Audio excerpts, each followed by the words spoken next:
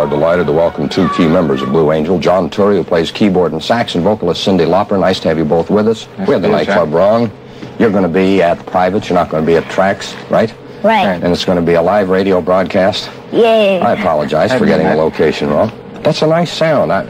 What are you trying to do? What sort of a sound? How would you describe what you do if you had to put it into words?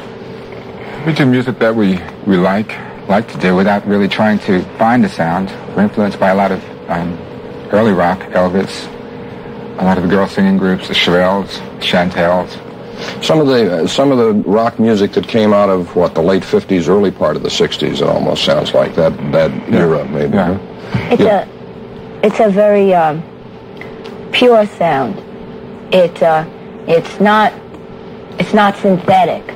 There's a lot with modern technology. There is a lot of synthetic sound because you have the equipment, whereas we try to go for a more simple sound, and we do like the effects that they used back then because it was more natural, and it was the beginning of rock, and it had more energy, more... I like it better, too. Maybe that's just because I'm older, but I like it better, too, than the synthesizers and all the artificial stuff that came later. And we try to keep it as we sound on stage, try to keep as close to as we sound on stage in the studio.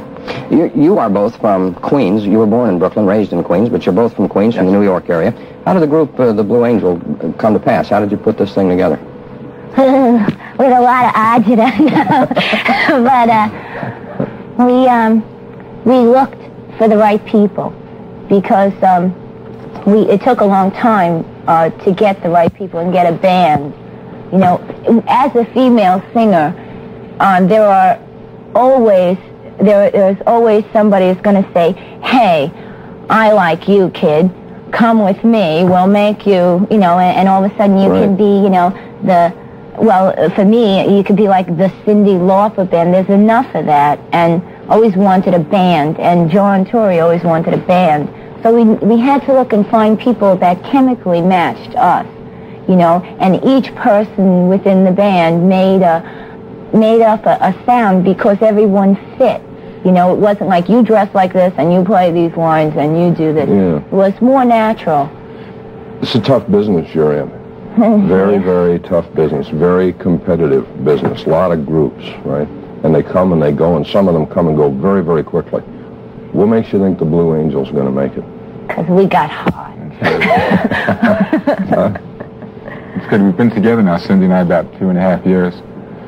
And I think it's going to be a long-standing thing with the group. Well, we hope it is for you. I was doing a little reading, and the critics so far have been reasonably kind, I think, to you. They can be a little rough, but some of the stuff I read in Times and some of the papers that people have seen you, they've treated you well. And we will remind you again that there'll be a concert, if you like the little taste of the music you heard, that they'll be doing on the radio at where?